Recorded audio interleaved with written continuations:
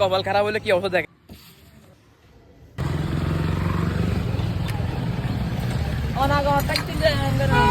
Tank করা যাবে গাড়ি গাড়ি ঠিক করুন গাড়ি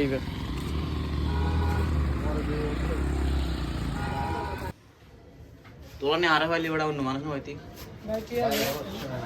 আমি দেখছি এখন ওরা আমি কিছু বলি না ও আমার দোকানে চলে ওই জন্য নাহলে ওরা তো মারি এরা 8 ঘন্টা ভাঙে লাইতাম। আমরা একটা কথা বলি ও যে যখন ওর মানে যার ফোনটা না সে ফোন দিছে তখন ও এই যে জেডো যে করে এখান থেকে রূপসীপাড়া কি কি একজন যদি মরিও জায়গায় রং সাইডে ধরে চালান না আমি আধা ঘন্টা দেরিও কষ্ট হচ্ছে ও তার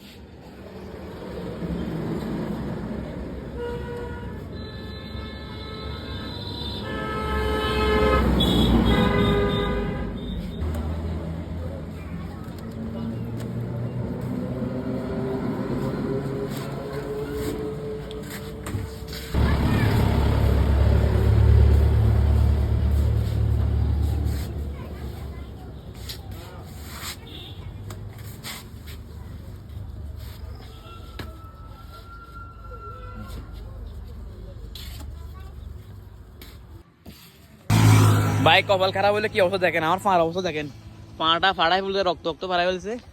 আর আমার গাড়ি নিয়ে গিয়েছিলাম আলেকদমের দিকে যাওয়ার সময় এই ডিসকভারটা আমাকে মারি দিয়েছিল।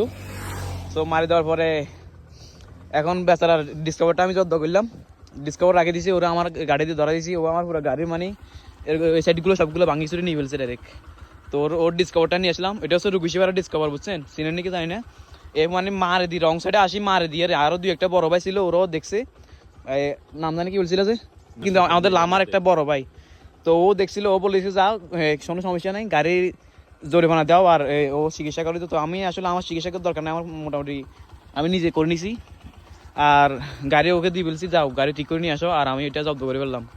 ভাই চালা ভাই অপর পাত থেকে তো আসিয়ে আমাকে মারে দেয়, এটা তো ভাই খুবই অন্যরকম একটা ইয়ে হয়ে গেছে। ছোটো ছোটো ছেলেদেরকে বাইক দিয়ে ফেলে, ছোটো ছোটো ছেলেদেরকে বাইক দিয়ে রাস্তা নামায় দেয়।